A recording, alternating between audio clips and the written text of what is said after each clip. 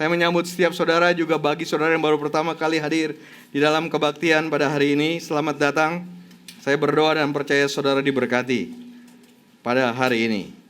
Saudaraku, kita ada di dalam tema The Big Deal, hal yang serius yang Tuhan mau sampaikan kepada kita. Dan minggu lalu, saudaraku, saya menyampaikan firman dengan judul Janji Berkat dari Ulangan 7. Janji berkat Tuhan buat kita dari Ulangan 7.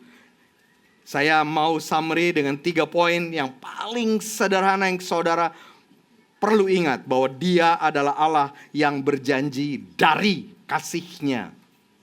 Yang kedua, Dia adalah Allah yang setia kepada apa yang Dia janjikan. Dan yang ketiga, Dia adalah Allah yang berkuasa untuk menepati janjinya. Dan minggu ini, itu minggu lalu, itu Ulangan 7. Minggu ini kita akan melihat Ulangan 8.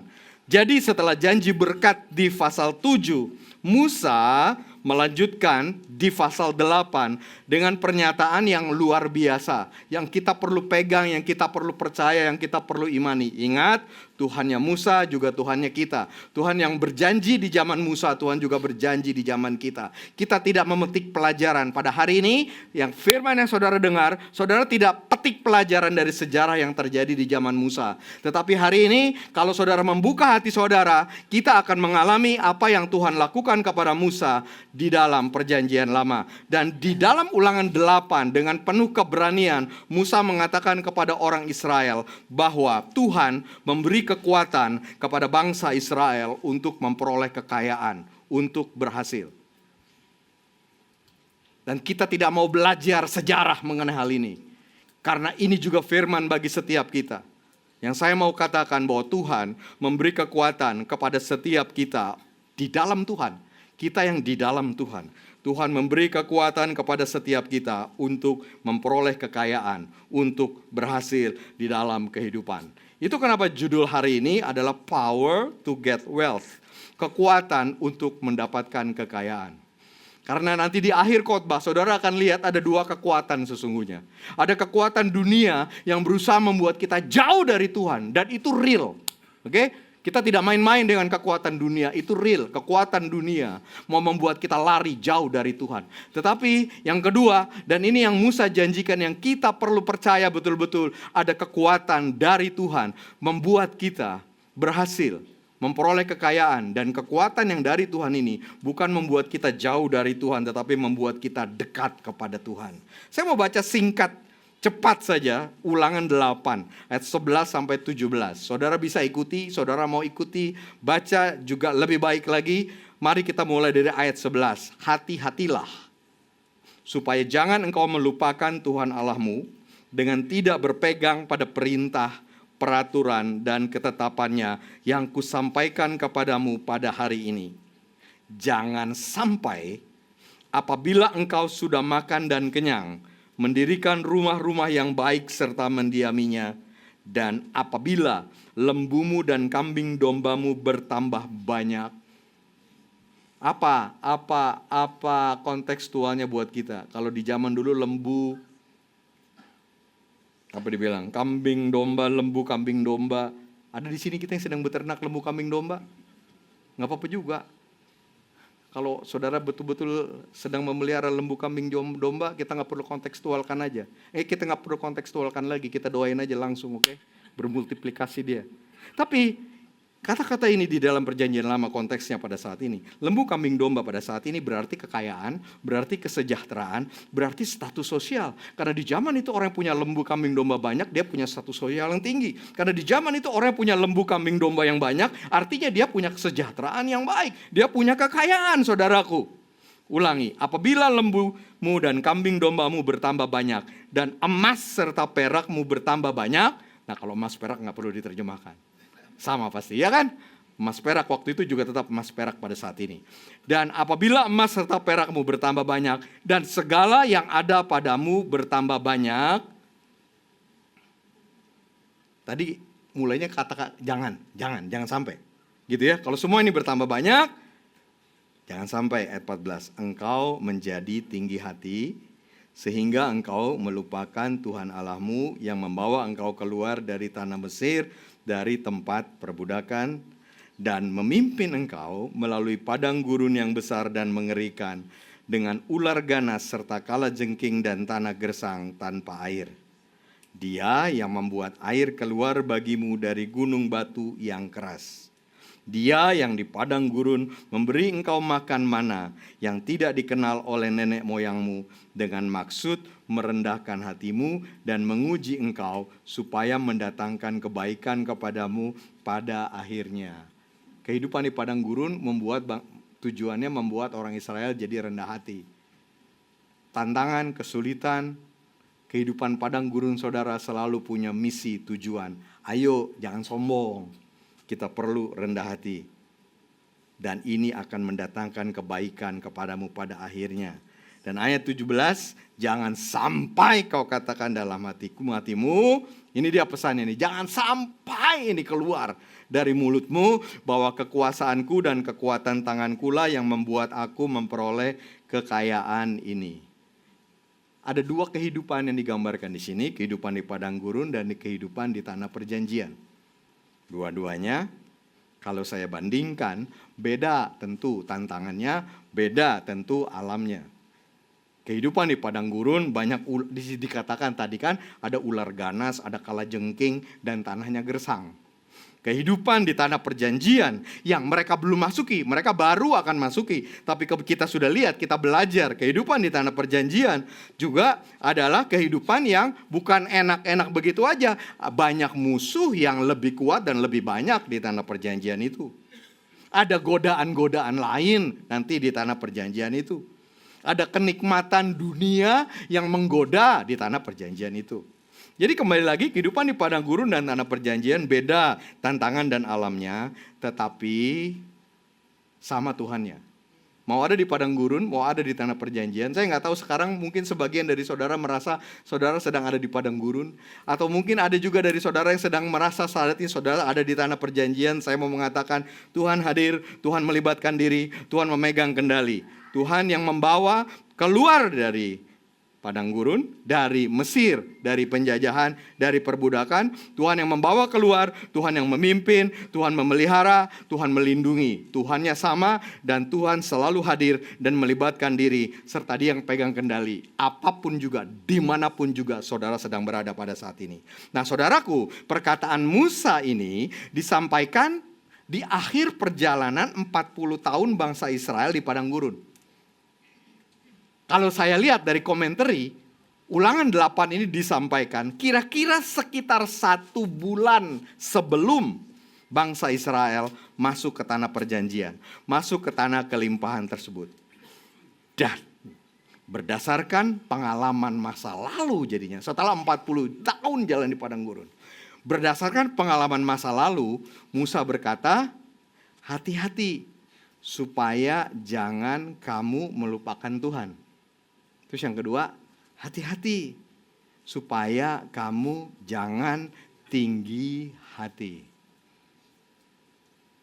Kata-kata ini disampaikan juga sebagai persiapan sebelum bangsa Israel masuk ke tanah perjanjian yang penuh dengan kelimpahan. Jadi ini juga buat setiap saudara. Pun jika saudara pada saat ini sedang merasa ada di padang gurun, sebelum masuk tanah perjanjian, tanah kelimpahan, Tuhan mengingatkan saudara dengan kata-kata ini. Hati-hati supaya jangan kamu melupakan Tuhan dan jangan tinggi hati. Saudaraku, secara detail ada 3 hal penting yang disampaikan di ayat 11 sampai 17 tadi. Secara lebih detail. Ada 3 hal penting. Ya, saya kelompokkan dalam 3 hal yang besar. Hal yang pertama adalah waspada terhadap kekuatan dunia. Tadi saya sudah katakan dunia itu punya kekuatan, saudara. Ya, harta, kenikmatan daging, keinginan mata itu punya kekuatan. Kekuatan yang dimiliki oleh dunia, tetapi untuk apa? Untuk menarik kita jauh dari Tuhan. Kita perlu sadar, kita perlu aware, kita tidak bisa terlalu polos di sini. Dunia punya kekuatan untuk menarik kita menjauh dari Tuhan, bahkan melupakan Tuhan.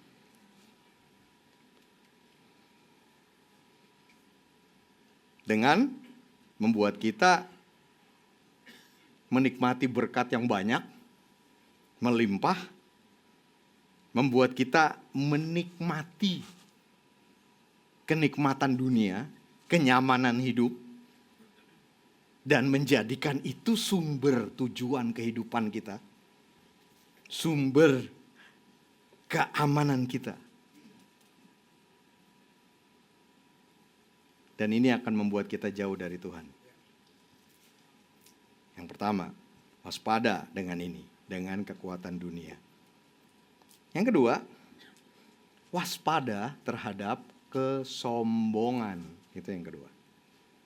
Kesombongan dapat termanifestasi melalui kata-kata kita yang membanggakan pencapaian kita dan memamerkan pencapaian kita tersebut. Sesungguhnya kita menjadi sombong ketika kita menganggap kita bisa mendapatkan, kita bisa menghasilkan kekayaan, berkat, keberhasilan dengan usaha sendiri saja. Sombong itu saudaraku. Kita menjadi sombong ketika kita berpikir bahwa kitalah yang buat ini semua terjadi. Bahkan kita tidak butuh Tuhan. Saudara, kita lihat bangsa Israel sebentar. Bangsa Israel telah dapat melalui kehidupan sulit di padang gurun karena pemeliharaan Allah. Betul ya? Sekali lagi ya, bangsa Israel telah dapat melalui kehidupan sulit di padang gurun karena pemeliharaan Allah. Tetapi kemakmuran di masa depan di tanah yang lebih baik itu bisa menyesatkan mereka. Dalam pengalaman padang gurun, Tuhan yang mengeluarkan air dari batu karang yang keras. Gitu kan? Nanti waktu mereka di Kanaan, mereka nggak perlu Tuhan lagi yang mengeluarkan air dari batu yang keras. Karena nanti di Kanaan, mereka akan menemukan sungai dan kolam air yang berlimpah-limpah di lembah dan di bukit-bukit.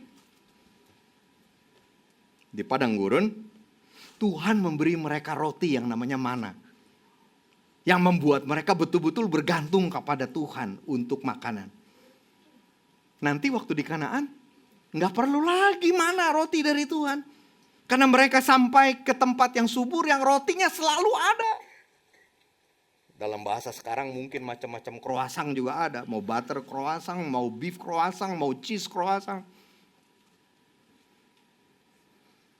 Dan jika mereka menjadi sombong dan merasa tidak perlu Tuhan dalam kelimpahan mereka, mereka akan hancur. Dan kehancuran ini akan mengembalikan mereka hidup lagi di dalam perbudakan. Jadi, jangan sombong. Itu pelajarannya. Ayo hidup dalam kerendahan hati dan rasa syukur. Saudaraku, kesombongan merupakan bahaya rohani yang serius. Dan sombong dua tadi itu ya, bisa kita boasting, kita pamer, kita angkuh gitu ya. Tapi nggak cuma itu loh. Ya, kesombongan juga bisa berarti kita nggak perlu Tuhan, bahwa kita tahu kita bisa melakukannya sendiri, kita nggak peduli Tuhan, kita nggak pikirin Tuhan, kita nggak tanya Tuhan, kita sombong juga itu. Kesombongan merupakan bahaya rohani yang serius. Karena ini dia tolak ukurnya, please. Kesombongan selalu akan mengalihkan fokus kita dari Allah kepada diri sendiri atau kepada orang lain. Dan kita tidak boleh melakukan itu. Jadi itu dua. Waspada terhadap kekuatan dunia. Real, ada itu saudara. Yang membuat kita jauh dari Tuhan dengan semua godaannya. Waspada terhadap kesombongan. Lalu yang ketiga adalah ingat Tuhan. Ini dia ayat 18. Inilah fokus khotbah yang saya mau sampaikan. Ingat Tuhan. Kita lihat ayat 18 mengatakan, tetapi haruslah engkau ingat kepada Tuhan Allahmu, sebab dialah yang memberikan kepadamu kekuatan untuk memperoleh kekayaan, dengan maksud meneguhkan perjanjian yang diikrarkannya dengan sumpah kepada nenek moyangmu, seperti sekarang ini. Di dalam setiap keadaan, kita harus selalu ingat kepada Tuhan. Karena seringkali dan hampir selalu kita di area ini adalah orang yang pelupa. Bahkan orang yang paling hebat ingatannya, kalau udah di area ini, bisa jadi orang yang paling cepat lupa sama Tuhan. Ingat kepada Tuhan. Terutama kalau keadaannya lagi baik. Atau keadaan lagi susah terus kita pikir, oh orang ini bisa kasih jalan keluar. Enggak apa-apa, Tuhan bisa pakai orang itu untuk beri jalan keluar. Tapi jangan pernah lupa ini, ingat Tuhan. Dan ingat Tuhan bukan cuma dibicarakan, disampaikan kepada orang pelupa. Saya pikir terutama kepada orang yang merasa dia paling ingat, tidak mungkin dia lupa. Tetapi itu justru yang paling bahaya, dia bisa lupa Tuhan juga, saudaraku. Mengingat, bagaimana saudara? Dengan senantiasa membangun hubungan saudara setiap hari dengan Tuhan. Dan mentaati firman Tuhan.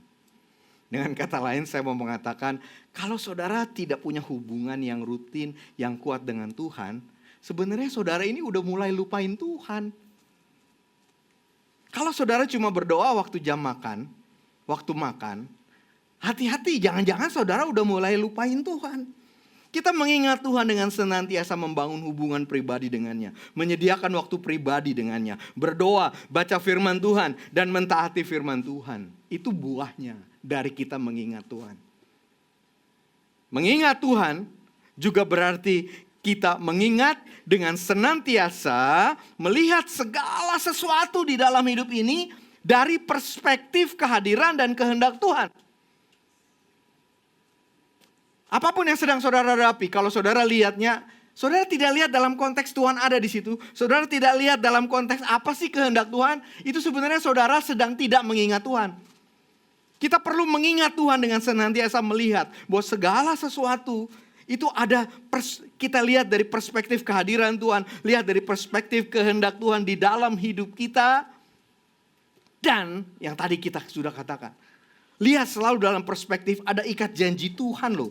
Dengan kita sebagai keturunan rohani dari Abraham. Saudara, kita memiliki Tuhan yang begitu setia. Sedemikian setia sehingga walaupun dia janjinya kepada Abraham, dia tetap setia dengan janji kepada Abraham, kepada anak Abraham. Setia kepada anak Abraham, dia tetap setia dengan janjinya kepada cucunya Abraham, kepada cicitnya Abraham. Akhirnya kepada kita, itulah Allah kita yang luar biasa setianya kepada umatnya. Dan mengingat, saudara, itu tadi dua ya. Mengingat dengan senantiasa bangun hubungan dengan Tuhan. Lalu mengingat dengan lihat segala sesuatu, lihat dari perspektifnya Tuhan. Tapi mengingat bukan hanya tidak lupa. Bukan hanya itu saudaraku. Mengingat juga berarti mengingat bahwa ini dia yang saya mau kita tangkap betul-betul. Ingat Tuhan yang berikan kepada kita kekuatan untuk memperoleh kekayaan. Ingat baik-baik itu. Jangan pernah lupa itu. Tuhan beri kepada setiap kita kekuatan untuk memperoleh kekayaan. Saya ambil beberapa terjemahan. Dari terjemahan ESV, kekuatan untuk memperoleh kekayaan dikatakan the power to get wealth. Dari terjemahan NIV, kekuatan untuk memperoleh kekayaan dikatakan the ability to produce wealth. Kemudian dari terjemahan New Living Translation, kekuatan untuk memperoleh kekayaan dikatakan the power to be successful. Kekuatan, saudaraku, berarti kemampuan atau kapasitas yang Tuhan berikan. Bisa dalam bentuk kesehatan, kecerdasan, kreativitas, hikmat, peluang, potensi, dan daya untuk melakukan sesuatu untuk memperoleh kekayaan. Itu yang Tuhan berikan. Kekuatan itu, kemampuan itu, kapasitas itu. Dan kekayaan tentu kita semua mengerti kan, bukan cuma uang, saudara. Tetapi kekayaan di sini berarti segala bentuk keberhasilan dan kelimpahan. Karena kekayaan ini termasuk kekayaan di dalam keluarga saudara, hubungan keluarga saudara. Itu Tuhan janji. Saudara, kalau saudara ngerasa hubungan di dalam keluarga saudara kering, gersang, tidak dekat. Oh saudara, Tuhan sediain kekayaan di dalam hubungan keluarga saudara. Kemampuan itu Tuhan berikan kepada saudara. Jadi sekali lagi kekayaan bukan hanya soal materi, tetapi segala bentuk keberhasilan dan kelimpahan. Spiritual juga, rohani, keluarga juga, pekerjaan juga. Dan saudaraku, kekayaan yang disampaikan di sini, kita perlu mengerti bukan hanya untuk kepentingan pribadi. Saudara, orang yang kaya adalah bukan orang yang punya paling banyak. Tidak. Karena kekayaan sesungguhnya adalah untuk menggenapi maksud dan rencana Allah dalam perjanjiannya, yaitu untuk membuat kita jadi berkat bagi orang lain. Dan membawa orang lain juga buat ikat janji dengan Tuhan. Membawa orang lain kepada Tuhan. Itulah kekayaan sesungguhnya. Saudaraku, dunia dengan keinginannya ini punya kekuatan. Tadi saya sudah katakan, untuk menjauhkan kita dari Tuhan. Ingat Tuhan. Oke? Yang memberikan kepada kita kekuatan yang lain. Bukan kekuatan untuk jauh dari Tuhan.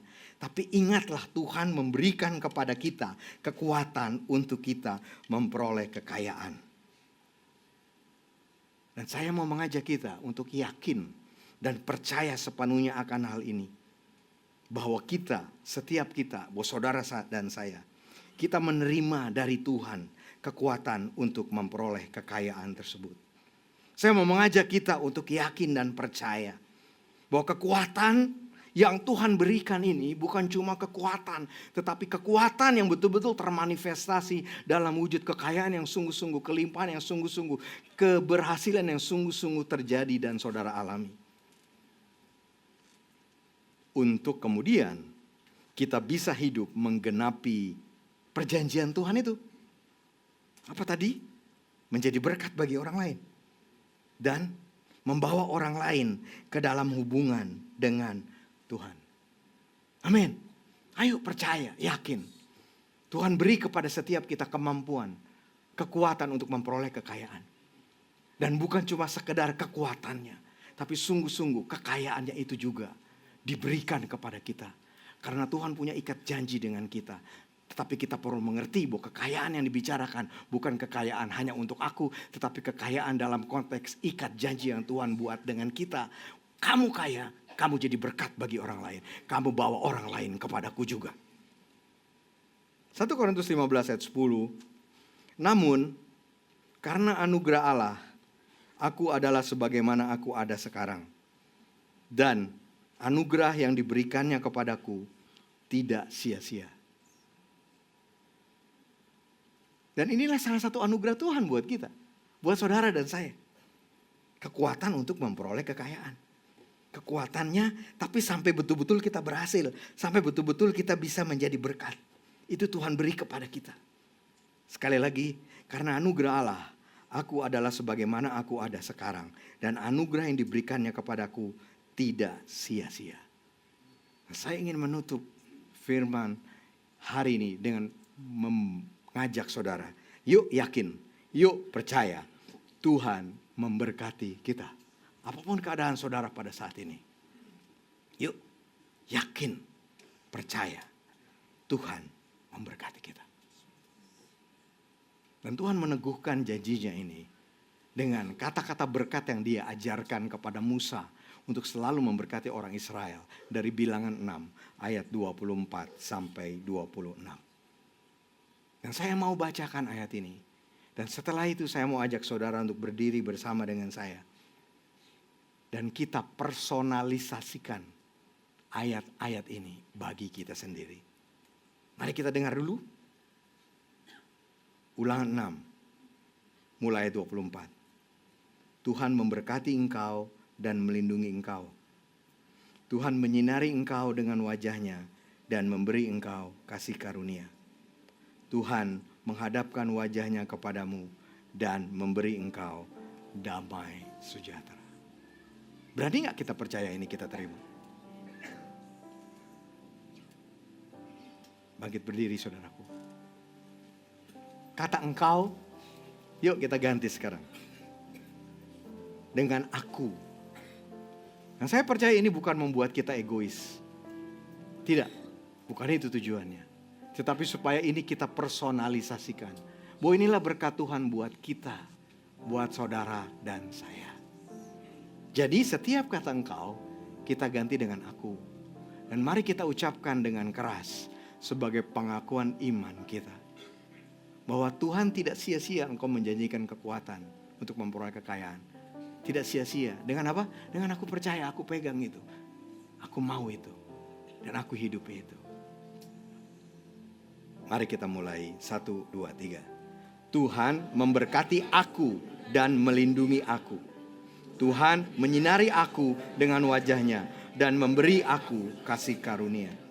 Tuhan menghadapkan wajahnya kepadaku dan memberi aku damai sejahtera. Kami aminkan ini. Dan inilah pengakuan iman kami. Dengan kami membuka tangan kami lebar-lebar untuk menerima berkat ini dari Tuhan.